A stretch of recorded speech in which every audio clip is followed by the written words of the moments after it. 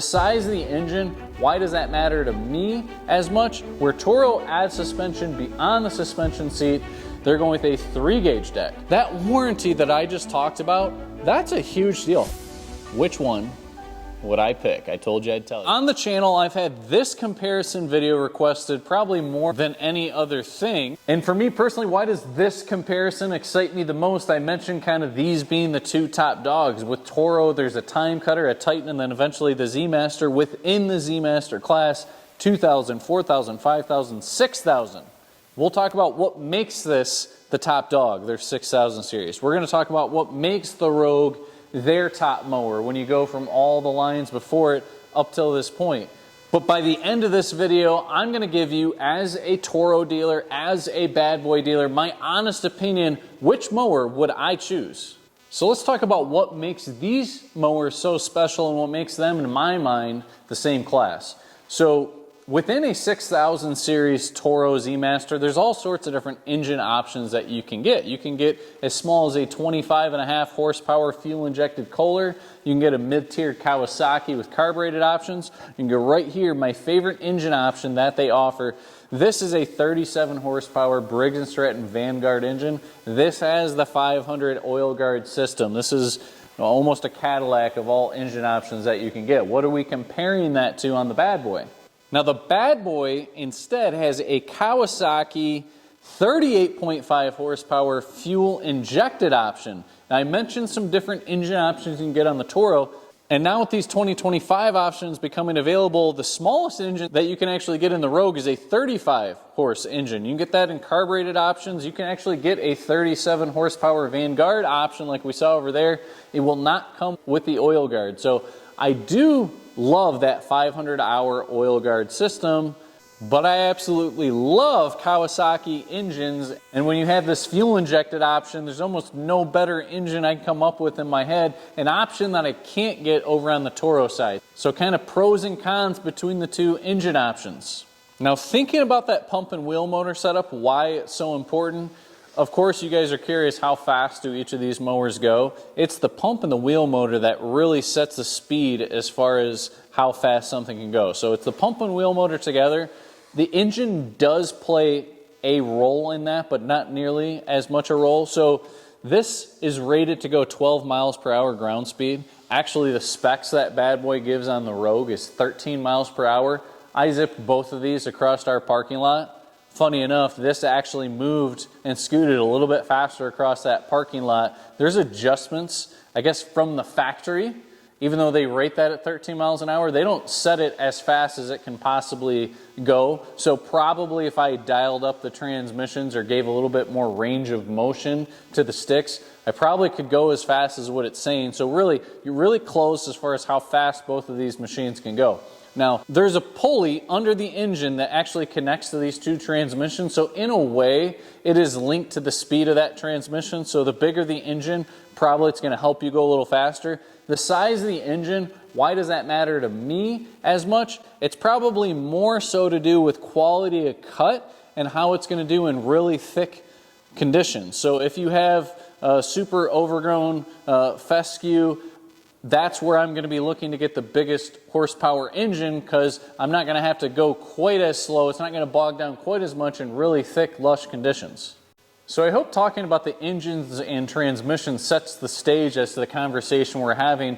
Two very different companies in how they style their mowers, how they operate, history, all that probably should be taken into consideration if you're thinking about buying one of these two brands. So two very different situations, right? Toro, who's been around for actually over 100 years, versus a company that started just after 2000, a much younger company, right? And I think when you think about Toro, you think of something that's been around for such a long time, such a trusted name, and I'll admit that with Bad Boy, not a brand that, if you are a commercial cutter watching this, that I think has been as popular as these Toro Z Masters. But I will say that I think just what Bad Boy's done, from what I've seen even the last 3 to 6 years, the commercial mowing aspect, the commercial mower offerings of what Bad Boy has grown leaps and bounds, and they're definitely grabbing market share to the commercial customer. Now, you may be watching this as a commercial landscaper.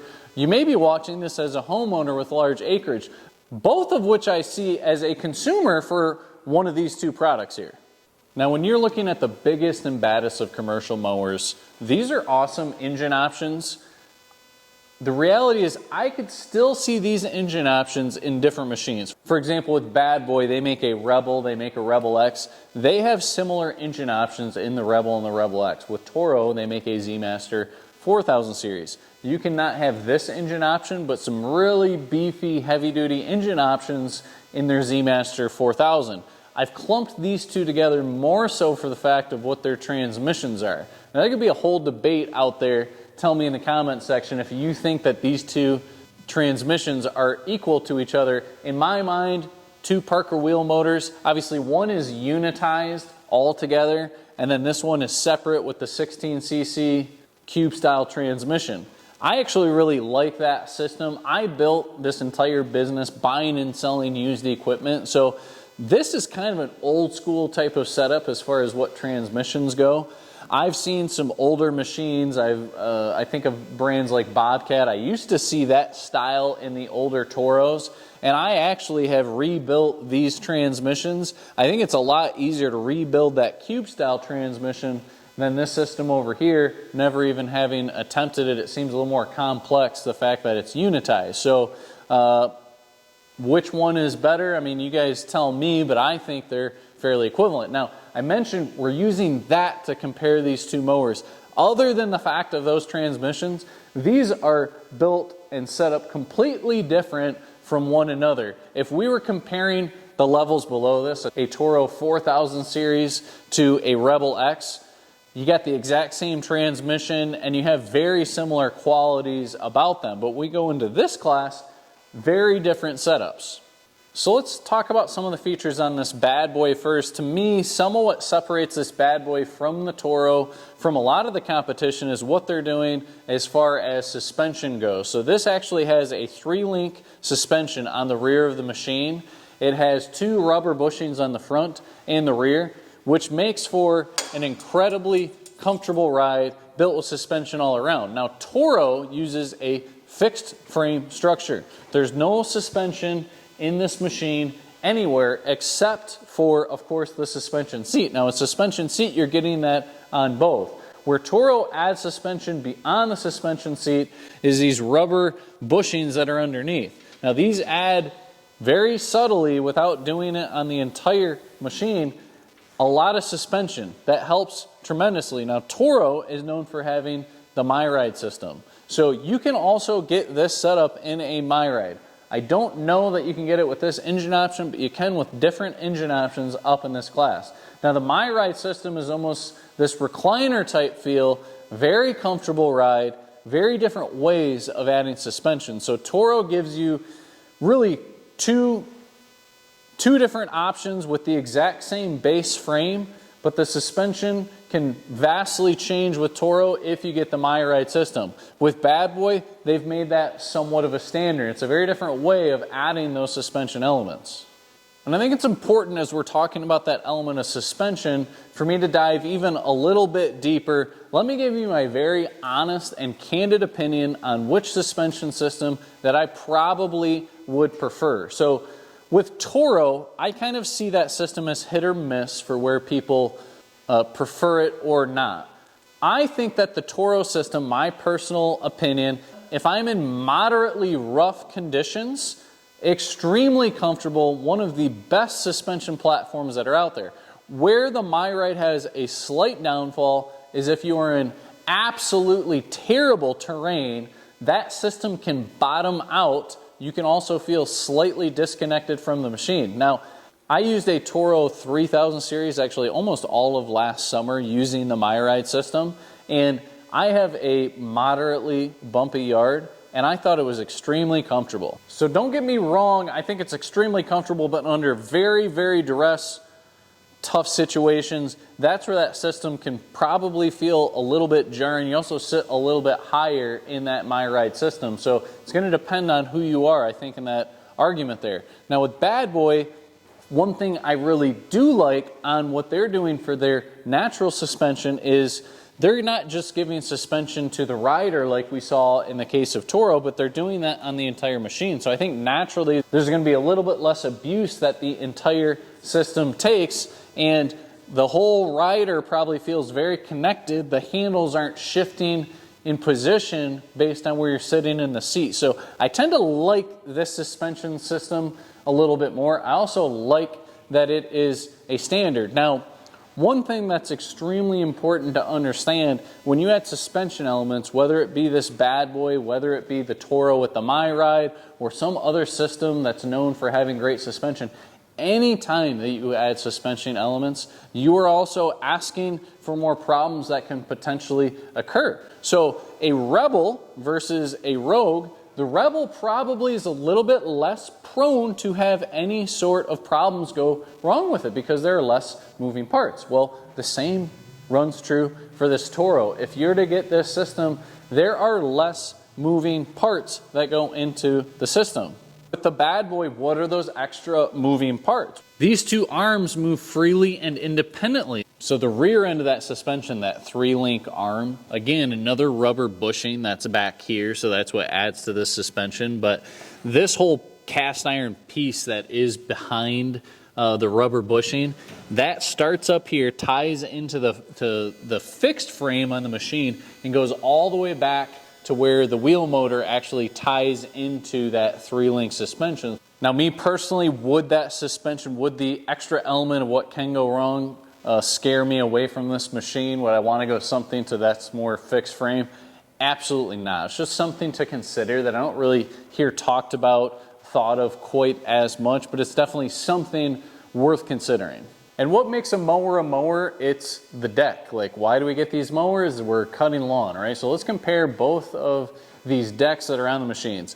The kind of claim to fame to bad boy is if you go into their lowest line residential machines, they have a 7-gauge deck. There's a 7-gauge deck on the Toro. This Toro 6000 series, this baddest of baddest mowers that Toro has, is the same as what's in the $3,000-$4,000 mowers, okay? Now, what they even do different at the very top end, something they started in the last, 3 to 5 years, is they're going with a 3-gauge deck. So that much thicker, that is 1/4-inch steel. So the heavy-duty nature, the durability of that deck, definitely there's an edge over to the bad boy side. So you have 7-gauge over here on the Toro side. One thing that Toro does that they're known for is having this turbo force deck. So although Toro's is a slightly lesser of gauge, they put a really thick bull-nosed edge on the front of there. So which one is more durable to take an impact? You would think that you would undoubtedly say that. I don't know that that would necessarily be the case because of what Toro is doing here. Another advantage on the Toro deck is they have a baffling system. They only do this on their 5 and 6000 series mowers, so you can change the inner baffle on this depending on whether it's nice out, rainy, whatever it may be. So they give you some adjustability that's in there. Toro is known for one of the best quality of cuts in the industry. I hear the question all the time, does bad boy really cut as good as Toro? I've taken Toros. This is the luxury of owning the equipment dealership, is the demo mowers, the ones that were traded in. I'm constantly taking these mowers to my house. I can honestly tell you, I don't see a difference in the cut quality between these two mowers. They're both phenomenal. And I hear it lumped into only talking about brands with cut quality. I really think it makes a difference. There's a lot that goes into cut quality. There's certainly the underside of the deck, the types of blades that they're using, the baffling, all that, and it certainly goes into cut quality. One thing I tend to think that there's somewhat a preference on the whole cut quality talk is what I mentioned earlier. To me, the bigger the engine, the more you're going to keep your blade tip speed up in thicker conditions. So I just like seeing as big an engine as I can possibly get because I think that that does help with the cut quality. And I think that you get phenomenal cut quality in either case. I have no reason to say that as I'm unbiased towards each one. So I really would say that because I think that there is kind of that mantra that's out there that this certainly would be ahead in terms of cut quality, but I think they're really similar. There are some junkies out there that want to talk about different brands and say you can't beat XYZ brand. I don't know, maybe there's some truth to that. There's guys that are cutting lawn for a living. I'm selling them for a living. So these guys that have used some of these for years and years and years, and they've been the ones to cut 20 lawns in a day, and they look back and maybe have more of an opinion on it. Of course, you guys are the very ones that are probably watching this. I mean, tell me what you think the best cut quality is that's out there. But I've seen both. I've seen tons of other brands, and I don't see anything crazy between that. One thing that I really think does help with cut quality is you can get like rolling striping kits behind either of these mowers, like an actual roller that kind of presses the grass down that gets really nice striping effect. I think that makes a difference. You can get that aftermarket, you can get it OEM, with certain brands as well. The bad boy has a striping kit that is actually standard on this mower that you can just set down. When I say striping kit, it's really just a rubber flap. It does really make a difference. Now with Toro, that's not necessarily the case. Is that going to stripe any less? I don't know, it may be somewhat comparable, but with Toro, you can add a roller to the back that I think would even get it to the next level as far as how it stripes. And like I said, there's a lot of aftermarket options that are out there as well. In relation to the deck, what's going to be really standard on these high-level mowers is you're going to see 5/8 belt, a thicker belt that is on there that's going to be longer and more durable. Spindles are a difference. Again, we talk about the history of Toro, these larger cast aluminum spindles that you get over on the Toro side. Maybe a slightly better spindle. I don't know, it's really close. One thing I really do like actually that Bad Boy does, and I kind of do this across the board, is the simplistic nature of how they do something. A little more complexity within the spindle of Toro. I tend to think that that generally will hold up longer. I believe that the Toro does have an advantage when you think about hillside mowing for a couple of different reasons. The Toro frame structure sits a little bit lower.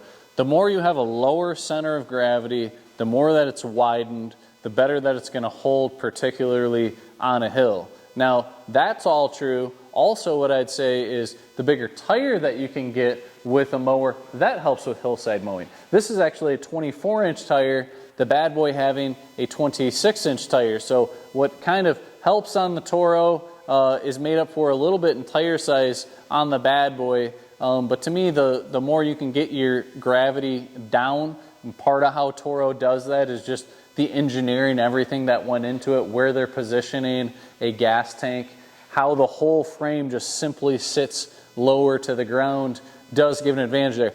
I tend to like the tires on the Toro a little bit more. I like a traditional turf tire. It wouldn't steer me away from buying this totally. I think there's a little more aggressiveness that could actually tear the lawn up when you think of this big Reaper tire. Undoubtedly, the Bad Boy tire looks cooler. Now, with Toro, they've got all sorts of options. Like if I look in a lower line Toro, this Toro Type Max, they have a Reaper tire. So we're just talking about some specifics on this specific model. It's not like Toro only runs that Carlisle turf tire. I tend to just like a simpler turf tire a little bit more. Just moving our way up to the actual seat as well. I think the Toro seat, man, they're almost the same thing when you look at the Airedale seat. There's certainly parts of this that are manufactured in the exact same plant, and that's the case for a lot of these Airedale seats. I like the crevicing you get and the slightly higher end feel of the Toro seat. I do like the look and the styling of the Bad Boys more. This is a 2024 seat. They have a 2025 as well. So those are just some really baseline comparisons. One thing that you get that is really awesome in the Toro 6000 series that I like is, well, you have an option. You can get something called Horizon Technology, which gives you a really big screen up here that gives you all sorts of settings to see your stats of how much mow time you have. There's even ways to connect GPS coordination up to it, all this kind of high-end type stuff. And this is what they call a smart hour meter on this. If I was outfitting a mower for myself, I would tend to pick the one with the smart hour meter rather than the Horizon Technology. Just my opinion, because what the smart hour meter gets you is it can give you maintenance interval reminders, when to change your engine oil, when to change your transmission oil. So it's got this kind of timer built in that you can reset, but there isn't as crazy technology in it like what you see in the Horizon Technology. To me, it's just a little more technology than you'd want to see in a mower. More, again, that can go wrong. I mentioned that as a possibility. So I like this setup quite a bit. And those maintenance reminders, you know, that's nice if you are a commercial guy and you got a crew, that those reminders are on there so you can kind of keep your crew, your guys accountable to doing those maintenance things. And I'm making this video as 2025 is approaching. This is the Rogue with the Kawasaki engine. On the 2025 models that are just starting to land, what we haven't seen this model hit yet, they're giving you a screen that's probably similar to what I'm almost talking about with the Horizon technology. I don't know exactly what's going to be on it or what you're going to be able to see. I love the smart hour meter in comparison to really nothing going on here except a very simple hour meter, the same hour meter that you see in their $4,000 lawnmowers. But there's going to be a huge upgrade in 2025 with the screens that I don't know quite as much about yet. Now, one thing I almost always mention when I'm discussing the bad boy mowers, or I compare them to different things, is the bad boy mowers are extremely accessible. So just to be able to flip this up, and I already flipped up the seat earlier, there's just so much room underneath this mower, access, open points, that this is much more accessible, I think, than the Toro. Now, from a maintenance perspective, one nice thing is you're getting in this category for both mowers is run flat tires, so you do not have to worry about that sort of maintenance. But the Toro, it's still going to give you the accessibility you want. It's still going to give you access when you flip this up to get to the deck. That's the same, you know, as what you get on the bad boy. Maybe a little bit more room than the compartment that Toro gives you. Definitely just a completely different setup as we go to the back of the mower on the Toro. So looking at the rear of the Toro, everything is packed in just so much closer. If you had to be the technician that was working on this or the consumer that was working on this, there's a lot less room there. And it's completely different when you flip up the Toro.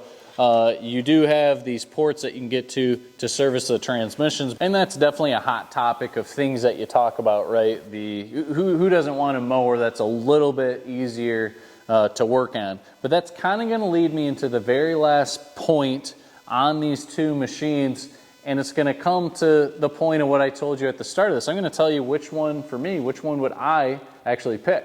I've purposely, still leading up to this price point, I've purposely not said the price because I've wanted you to kind of unbiasedly be looking at the machines and you're probably wavering one way or another, I would think, right? Well, this mower sells for $12,289. You had to almost sit down when you heard a big number like that. That's a lot of money. I can respect the fact that that's an absolute lot of money. If you felt the need to possibly sit down when I told you that price over on the bad boy side, definitely make sure that you're sitting down right now, because over on the Toro side, this mower sells for $19,499. Same transmission, same engines. You got suspension element that's natural over here, and you're nearly $7,000 difference in price. So all the information's been laid out to us in this conversation, from the specs of the mower to the price, which obviously there's that big discrepancy. So which one would I pick? I told you I'd tell you, a guy that sells both of these. I'm going to definitively say one over the other. That difference in price, I would have to buy the Bad Boy Rogue. So I'm going to go with Bad Boy Rogue, but I'll preface this.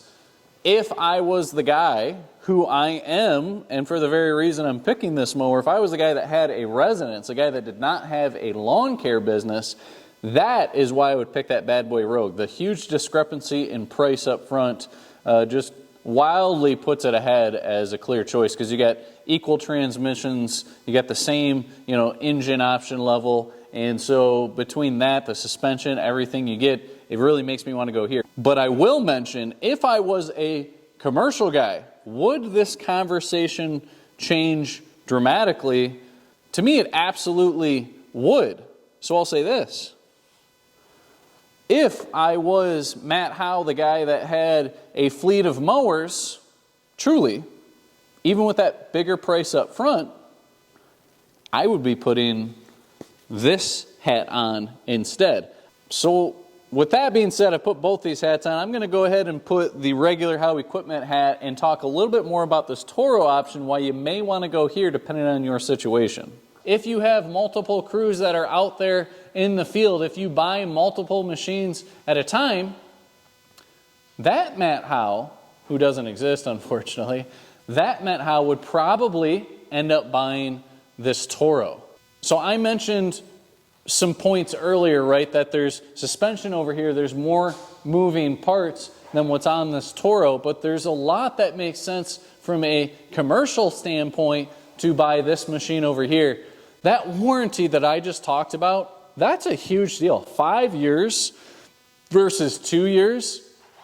If I was a commercial guy, now I know how we operate here at Howe Equipment. What we do for our customers when they're buying a commercial mower is we do something called zero downtime. If you are a commercial customer of ours who's bought a commercial machine and it goes down during warranty, then we're going to give you a mower in its place for no additional cost. So imagine that happening if you're doing business with us and you have a mower that goes down 4 years from now. Well, you're going to be out of luck there because I'm only going to do that during the warranty time. Now, I've heard of a number of dealers that do that type of program. It's not incredibly common, but there's a number of them that do that out there. So that's something to possibly consider if you are, looking at making a purchase like that. Now, the other factor to why would I possibly pick this if I was the guy who had a large commercial mowing outfit, there's a huge discrepancy in price. With Toro being a larger company that's been around for a long time, they've nailed in some of the municipality sales, the commercial sales, probably a little bit more. So over on this side, if you're to buy a fleet, meaning you're buying 2, 3, possibly more mowers than that, you might save $500 to $1,000 on your pricing over here. Over on the Toro side, if you're buying fleet, I mentioned that staggering price of $19,500. Well, the price starts to come down significantly when you buy 2 mowers and then 3. So if you were to buy 2 mowers, this price would go down to $17,116. If you were to buy 3 or more mowers, then this goes down to $16,466. So, don't get me wrong, I totally understand, guys, $16,000 for a lawnmower, that's still tons of money, but you got to understand, I'm now speaking to a person to try to sell them this mower right here who is a commercial person, someone who's making their livelihood off of this machine, someone who is for sure going to be in business for 5 years and beyond. And when you think of years 3, 4, and 5, spending the $16-some thousand versus maybe it gets closer to $11,000, $4,000 or $5,000 difference over the course of a few years, that justifiably probably makes a lot more sense. On top of the fact that you got less moving parts in here, something that's been around a long time. So naturally probably makes more sense for a commercial person for those reasons, and I've mentioned other things that go into it that probably just make sense with, the smart hour meter, some of those other little factors. You also got to think about dealer networks. The Toro dealer network has been around for such a long time. It's probably a larger dealer network. So that's me if I've got kind of a larger fleet or I'm working towards that I'm going to lean in here. If I was a commercial guy, if I was maybe a smaller outfit that was just myself, maybe we had a couple mowers, then I still might lean over here because you talk about, you could almost buy for 2 mowers the price of what you're getting over here, and that's certainly a thought that goes in to your head when you're making that decision. But one thing I've seen with Bad Boy is because these companies, this one having been around for such a long time, it's such a large company, they have so many regimented ways that they have to do things. Everything warranty-wise absolutely has to go through your dealer. I've seen more and more on the Bad Boy side that I have seen consumers reach out directly to Bad Boy and Bad Boy directly send them a part. So the support from Bad Boy, it feels, even though they're a multi-million-dollar company, it feels a little more mom and pop, so to speak, that you're getting that kind of service a little bit more with less regulated hoops that you have to jump through, like what's over on the Toro side. And then you think about, I talked about all those accessibility points and who doesn't like more accessibility. Well, I guess if you're a commercial guy and you're turning these mowers over every 5 years, who cares about the accessibility? You're running it up to the shop for the technician over here at Howe Equipment to have to deal with it, right? So there's a whole nother factor, all those kind of little nuances that maybe sounded like an advantage a little bit more over here, kind of backtracks when you talk about what kind of warranty that you get behind this product. And with that being said, the warranty factor, that is a huge reason of how they're able to set that pricing. Imagine if Bad Boy had a 5-year warranty, they could go that route, but they've instead elected to give you a shorter warranty, which allows them to run this price that much lower, right? So if you're a person that takes care of your equipment, you're not having to pay for this warranty. They're not using quite as much as over on this side. So definitely part of a strategic element for how maybe Bad Boy or Toro is setting their pricing and what they're electing to do, from the warranty perspective.